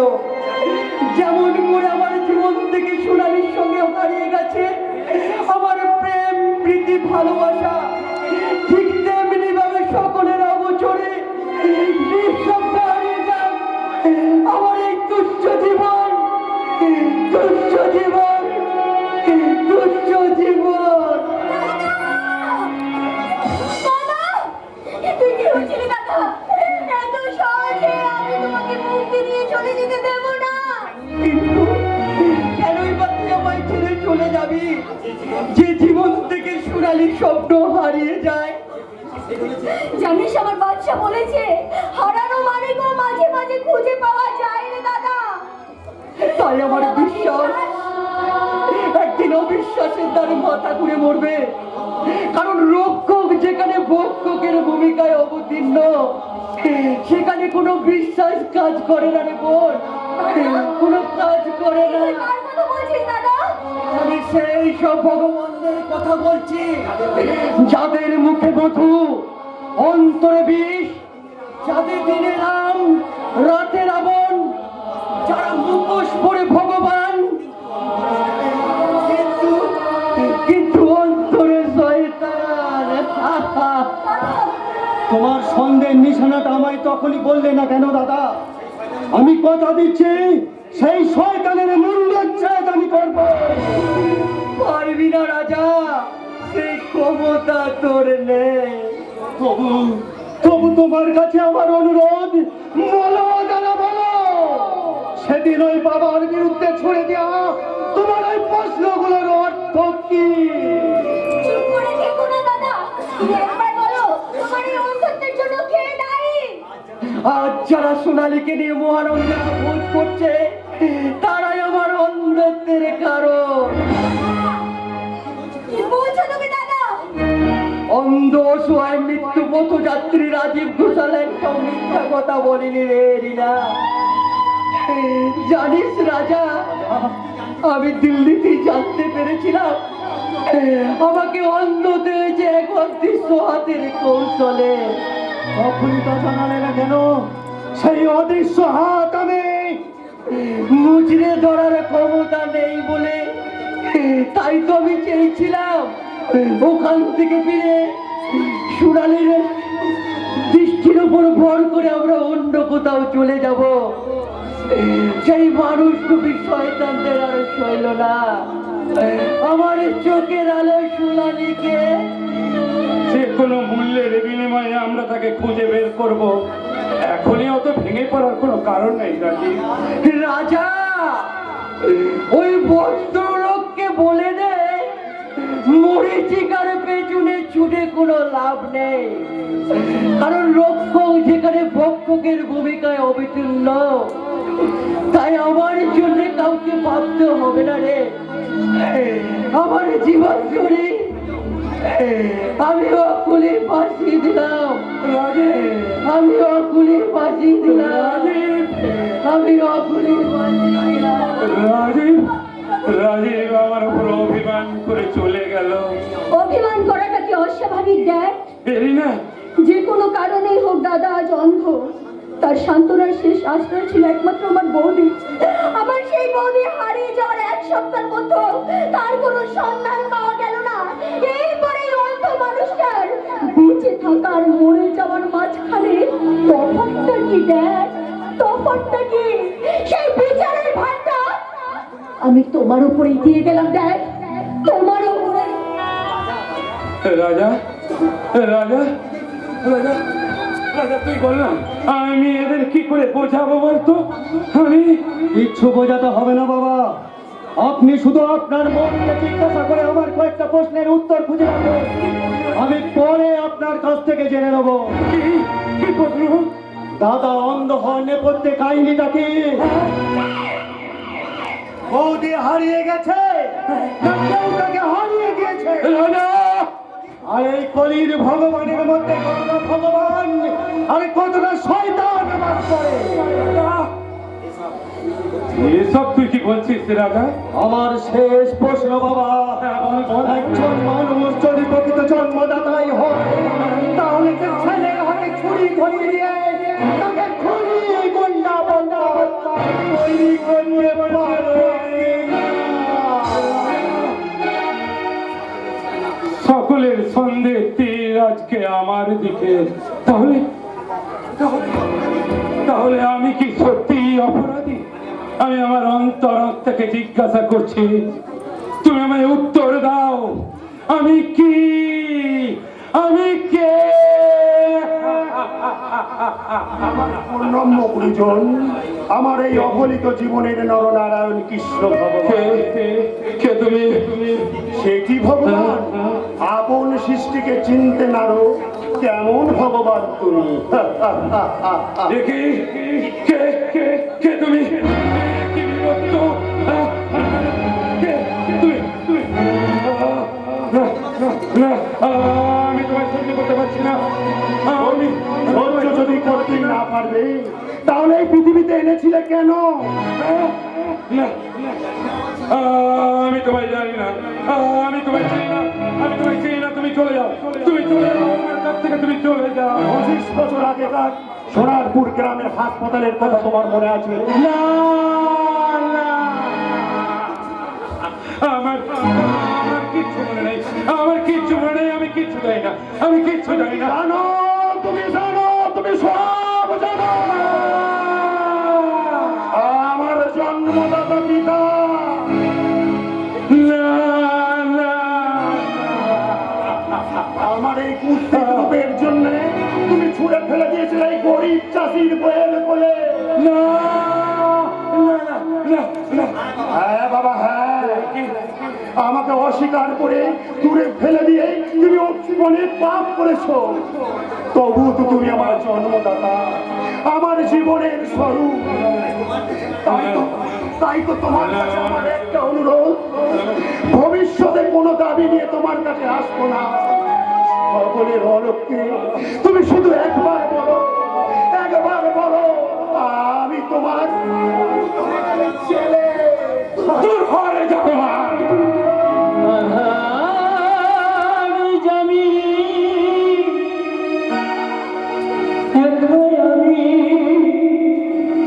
খুঁজি গো তোমার হাতুড়ি বুকে নিও আধার জামি একাই আমি খুঁজি গো তোমার হাতুড়ি বুকে নিও আধার জামি একাই আমি।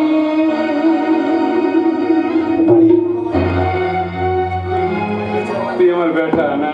হ্যাঁ? আমি আমি তোর বাবা না রে, না রে, আমি হচ্ছে কলির ভগবান, কলির ভগবান।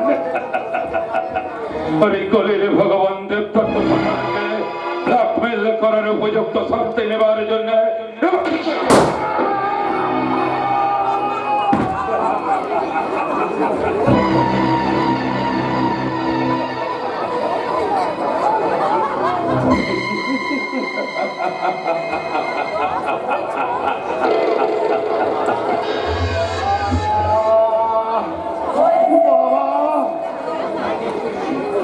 সত্যি তুমি কলির ভগবান। তাই তো জন্মের অভিশাপ থেকে তুমি আমায় মুক্তি দিলে। এ যুগের কলি বাবা,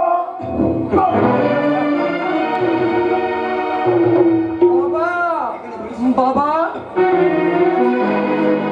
কেন বাবা? কে যেন আত্মচিৎকার করে উঠলো। বাবা, বাবা, তুমি এখানে নেই? না না বাবা, বাবা তো এখানে নেই।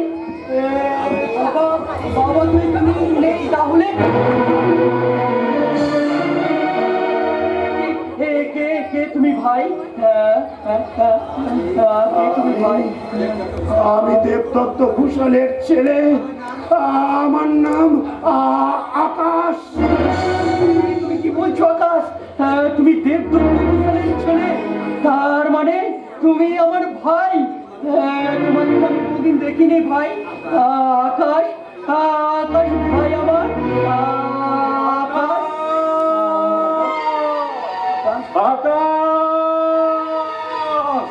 ভাই আমার, সারা দে ভাই, তুই একটি বার সারা দে।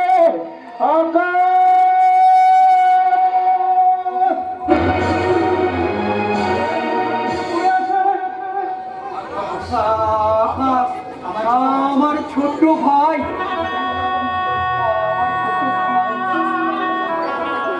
আকাশ, এই তোর কি অবস্থা করলো রে ভাই? কথা বল না। আকাশ, কথা বল, কথা বল।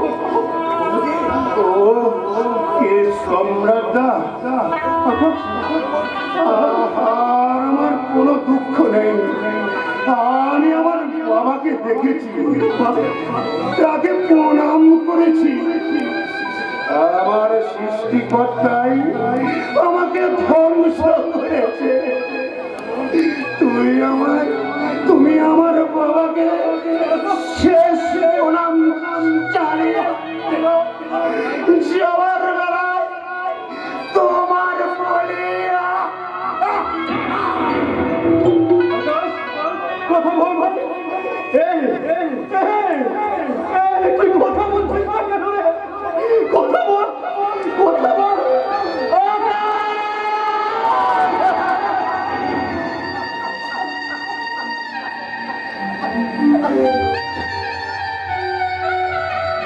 না না,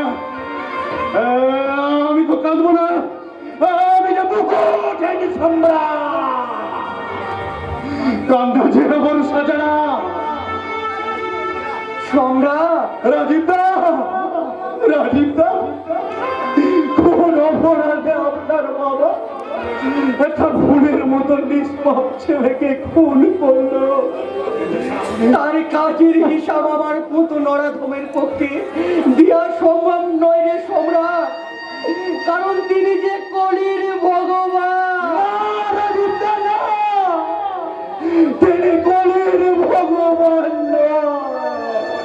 পাপ আর শয়তানিতে পরিপূর্ণ যুগাবতার কলে ভোর কলে।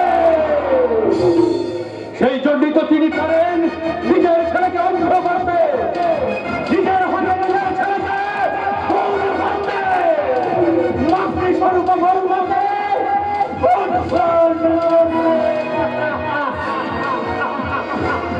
তুমি কি বলছো সম্রাট? এই কোন রহস্যের দ্বার আমার সামনে খুলে দিলে সম্রাট? রহস্যের সৃষ্টিকর্তা তোমার বাবা শয়তান করে। এই শয়তানি আর কুকর্মের পরিপূর্ণ হয়ে গেছে এই সমাজ সংসারের বায়ু। যেই বায়ুর বিষাক্ত বিষাক দিয়া জানায় ওই শয়তানকে শেষ করবো।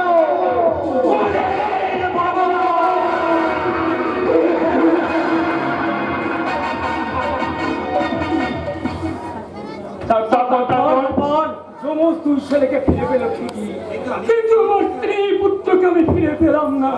তাহলে সম্রাট ওই আমার ছেলে সম্রাট, যাকে আমরা মৃত ভেবে মেরে ডাস্টবিনে ফেলে দিয়েছি, কিন্তু আমার স্ত্রীর সন্ধান আমি আজও পাইনি। কিন্তু আপনি আমাদের চিনলেন কি করে ডাক্তার বাবু? জন্ম লগ্ন থেকে তোমাদের দুজনকে আমি চিনি। পা কপালে তোমাদের একটা করে তিলের দাগ আছে। তাছাড়া জানতাম যে তোমাদের দুজনের মধ্যে একজন অতি অবশ্যই দেবদত্ত ছেলে হয়ে থাকবে। তাহলে আমি কিভাবে এখানে এলাম ডাক্তার বাবু? সেখানে আপনি তো সবই জানেন দেখছি। সেখানে বলুন না ডাক্তার বাবু, বলুন। ওই দিদি সাহেব নিজের ছেলে কোল থেকে সদ্যজাত শিশুকে ছড়িয়ে দেয়। তার স্ত্রীর প্রাণ বাঁচানোর জন্য প্রয়োজন ছিল একটা শিশু। তাই সেই তোমাদের দুজনকে তুলে নিয়ে যায়। একজনকে তুলে দেয় তার স্ত্রী কোলে, আর আরেকজনকে মেরে ফেলার জন্য আমজাদ আলীর কাছে তুলে দেয়। আমজাদ আলী তাকে খুন না করে তার ছেলের মতো করে মানুষ করে। কিন্তু তার ছেলে সেই আজাদের অবাধ করুণায় আজকে সেই ভাইজান, বলো ভাইজান, এই ডাক্তার বাবুর কথাগুলো বর্ণে বর্ণে সত্যি সত্যি আমার আব্বা জান তোকে। তুমি কি বলছো ভাইজান? তোমার বাচ্চান বুঝে আজ আমার কেউ নয়। তুমি দয়া করে আমাকে বাঁচিয়ে না রাখবে। কোথায় থাকতো আজকে এই বাচ্চা? বাচ্চা রাজা,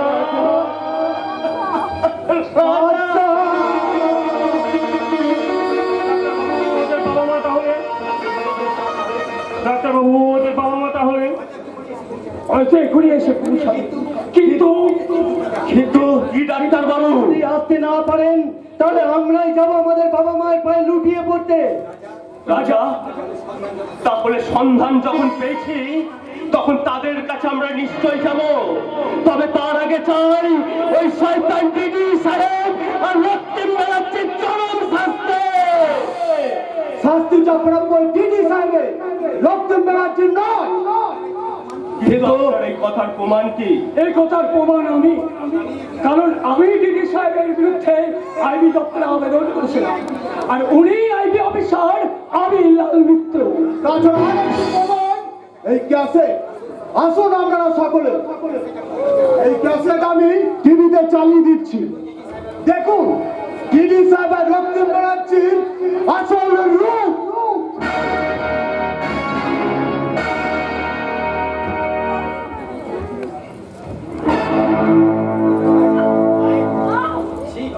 ছি, ছি বাবা, ছি। বাবা হয়ে এমনি করে মেয়ের সাথে এরকম জঘন্য কাজ করতে পারে না, এত কোনো দাঁড়াও! এই চোর দেওয়ালের মাঝে সমস্ত সম্পর্কের বাঁধন আমি ছিঁড়ে দেব। এখন তোমার আমার পরিচয় হবে, তুমি নারী আর আমি পুরুষ। কণিকার সজ্জা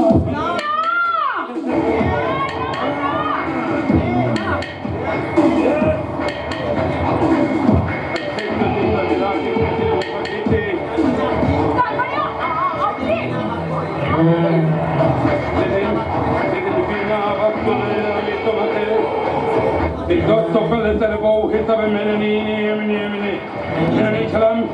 নিয়েছিলাম তোমার এই রূপ আর যৌবনকে উপভোগ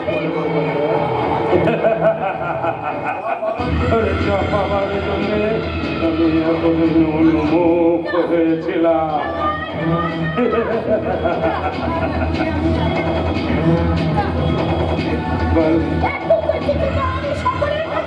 হাত করে দিবি তাই না?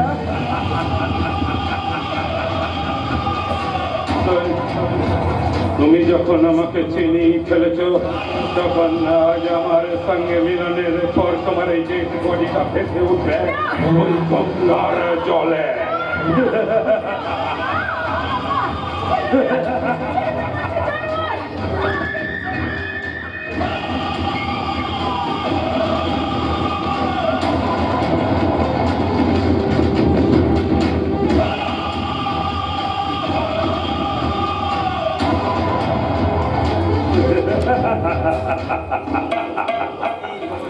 তেরে কবরে ফটাফট চোখরা তো খাও যে আমার কুকীর্তির কথা ফাঁস করে আমাকে ওই করে রে ভগবানের আতন থেকে শয়তানের আসনে নামাবে।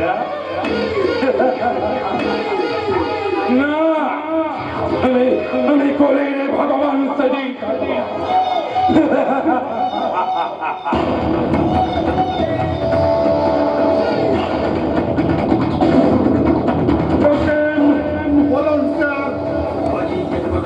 डेड बॉडी को गंगा पे पानी पर फेंक दो।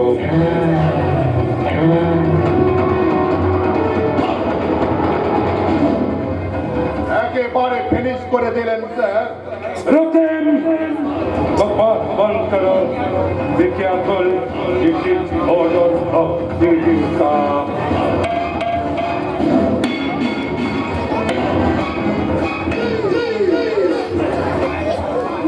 আরে সালা শুয়োরের বাচ্চা, অর্ডার পালন তো আমি করবই, নইলে তোর ধ্বংস হবে কি? আর সেই প্রতিজ্ঞা বুকে নেই গ্রামের সহজ সরল ছেলে রতন বোস আজ তোর কুকর্মের প্রধান সাক্ষী এই রক্তিম ব্যানার্জি। একই মনে হচ্ছে Yes, বেঁচে আছে। দিদি দিদি দিদি, না না, মেয়েটি জ্ঞান হারিয়ে ফেলেছে। এই কথাটা শয়তানটা জানতে পারলে না না না না, যা করার আমাকেই করতে হবে।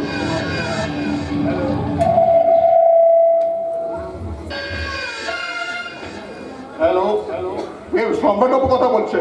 শুনুন শুনুন সম্রাটবাবু শুনুন, দেবদত্ত ঘোষালের ধর্ষিতা ধর্মপিতা পুত্রবধূকে আমি দ্বিতীয় হুগলি সেতুর নিচে রেখে আসছি। 1 ঘন্টার মধ্যে এনি হাউস আপনি তাকে বাঁচান। বলছিলাম সম্রাটবাবু, কথাটা যেন গোপন থাকে। কি বললেন? পরিচয় পরিচয় দেব দেব, সেটা আপনার সঙ্গে সাক্ষাতে। এখন আমি খুব ব্যস্ত আছি, ফোনটা আমি রাখছি। হ্যাঁ, নমস্কার নমস্কার।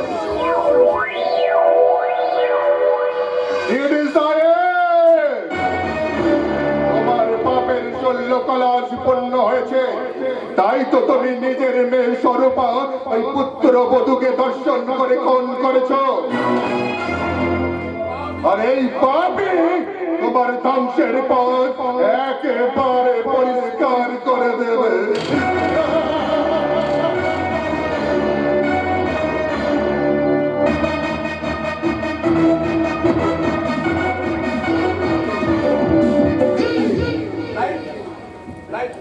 কি হলো?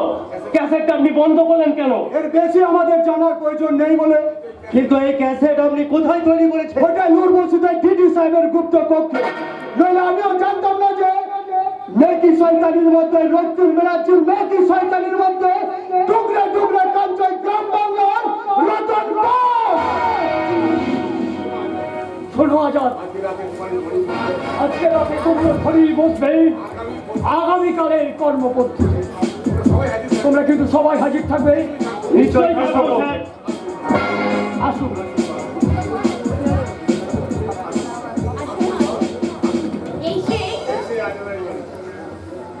এই সেই আজাদ আলী।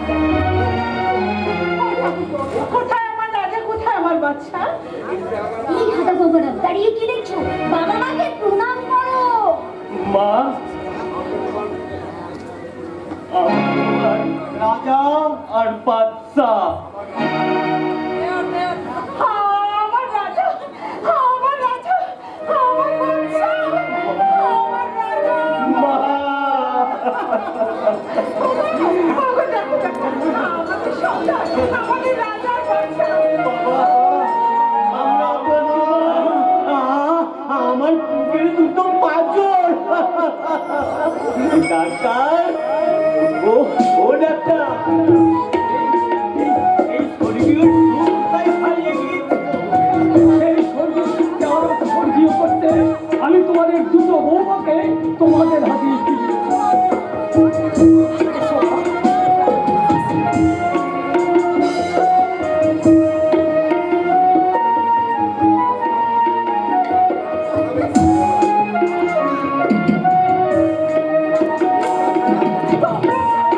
আমার এই ভাঙা ঘরে ছাদের খাট নিয়ে বসে আমাদের সেই চাঁদের হাটের মাঝেও নিখোঁজ কালো আকার নেমে এসেছে। মা, তোমার কোলেও কে সম্রাট?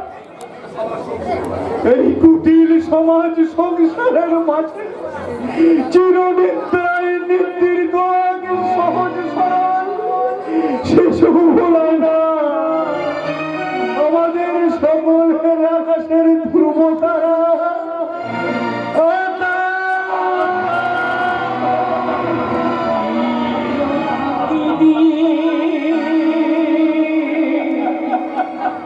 গেলুরি পাখি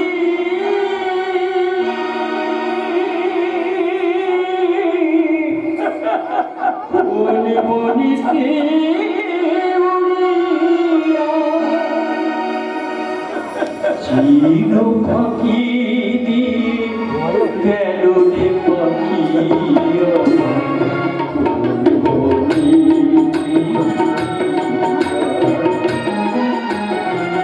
সোনার খাঁচায় ছিল পাখি অতি যতনে, শিকড়ি কেটে উড়ে গেল আছে কোনখানে। আমি সন্ধান পেয়ে উড়ে গিয়ে পাখি আমি পাখি গেল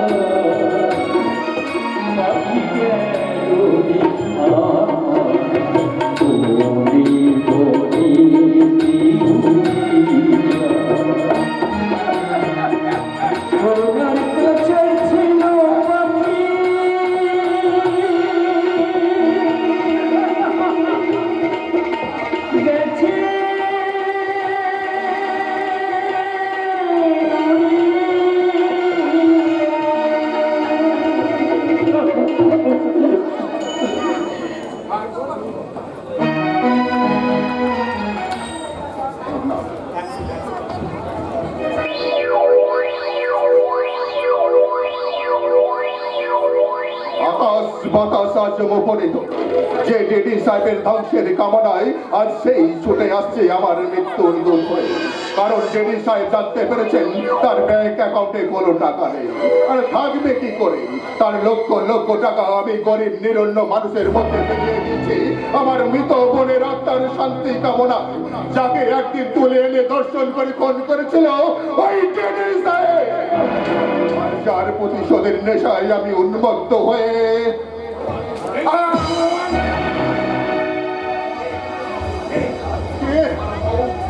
तेरा मौत हे साले कुत्ते की औलाद साफ साफ गाँव के लिए बैंक अकाउंटे रुपया भी तो खाई गेलो আমি জানি না স্যার, হয়তো কেউ বেইমানি করে। পুলিশ অ্যাকাউন্টের জিম্মেদার হচ্ছে তোমার বেইমানি করলো বন্ধ কেউ আমাকে ক্ষমা করুন স্যার, দয়া করে আমাকে ক্ষমা করুন। আমাকে 24 ঘন্টা সময় দেন, আর এই 24 ঘন্টার মধ্যে আমি আমার আসল অপরাধীকে ধরে নেই, আপনার লক্ষ লক্ষ টাকা উদ্ধার করবই।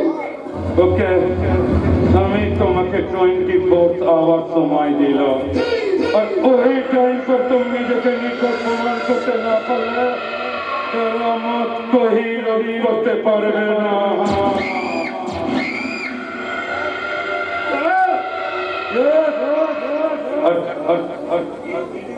ये सबका आखिरी फैसला। और सुनिएगा, कोई टाइम पर तुम बाहर जेते पारबे ना। हमारा होटल हाल चार तरफ फिरिए समझे, और बेईमानिर চেষ্টা করলে ওই ভগবান তোমাকে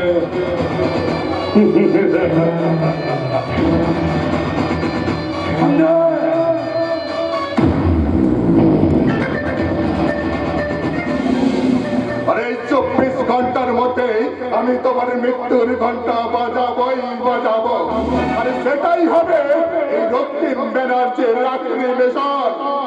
সেই মিশন পূরণ করার আগে সত্যি করে বলবে যে লাখ লাখ টাকা গায়েবের প্রকৃত রহস্যটা কি?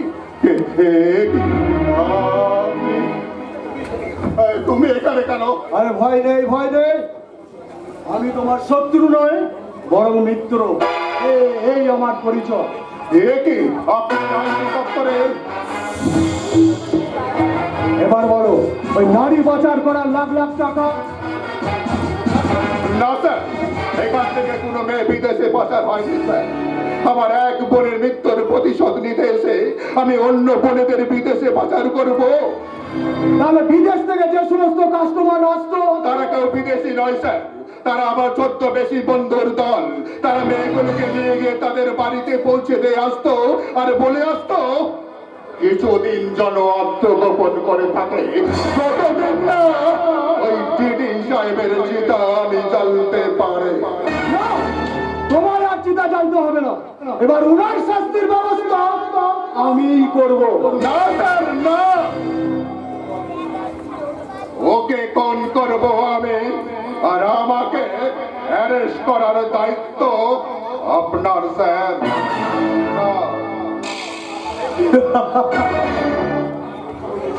নাটক জমে উঠেছে, এক্ষুনি শুরু হবে হোটেল উর্বশীতে এক বিশেষ মহফিল। কিন্তু তারপর যে রক্তের হোলি খেলা শুরু হবে, তাতে আইনি তন্ত্রের অভিশাপী দেবে আমার ভূমিকা কি? আচ্ছা আপনারাই বলুন, বলির ভগবান কবি দেশদ্রোহী ও সমাজের শত্রুকে আমি অ্যারেস্ট করবো, নাকি তার বিচারের ভার তুলে দেবো ওই নির্যাতিত নিপীড়িত জনগণের হাতে?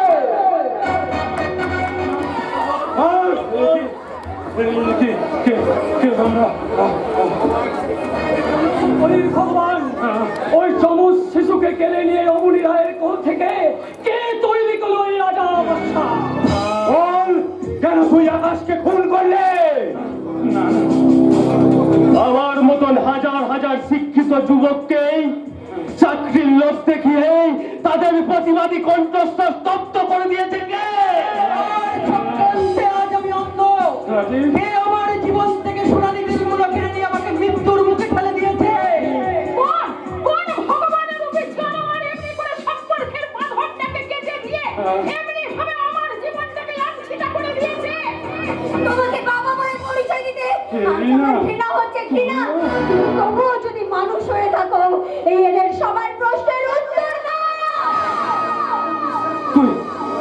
বিশ্বাস কর না মামানি, আমার আমার কোনো দোষ নেই রে, সব সব দোষ না ওই রক্তিমের, ওই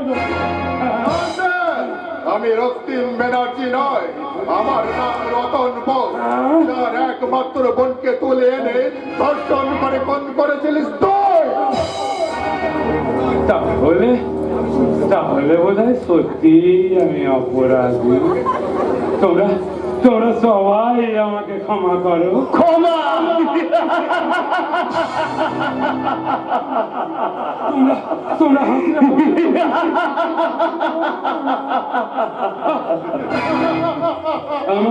আমায় তোমরা খুন করবে বলে তোমরা সবাই এই সমাজ সংসার থেকে আমাকে, আমাদের মধ্যে কলির ভগবানকে তাড়াবে, তাই না? এদেশের বুকে মুখোশের আগেও ছিল কলির ভগবান, এখনো আছে, আর ভবিষ্যতেও থাকবে। আর সেই কলির ভগবানকে প্রতিরোধ করতে এদেশের আইন এখনো সক্রিয় আছে। না স্যার, না। আইন যে কলির ভগবানকে এইভাবে প্রতিরোধ করা যায় না, তার জন্য চাই জনজাগরণ। কলির ভগবান রবি সন্তান বল, আমার মৃত বোনের ইজ্জতের দাম দেবে তোর এই বুকের তাজা রক্ত দিয়ে।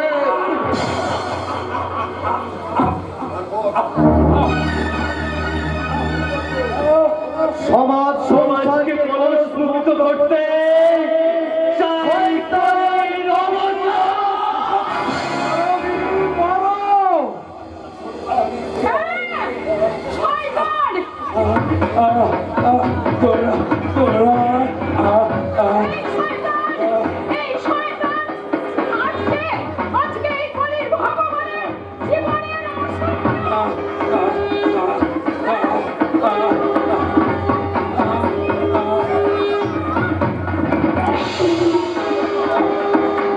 আসছে কলির ভগবান, আসছে কলির ভগবান, আসছে কলির ভগবান, আসছে কলির ভগবান, আসছে কলির ভগবান।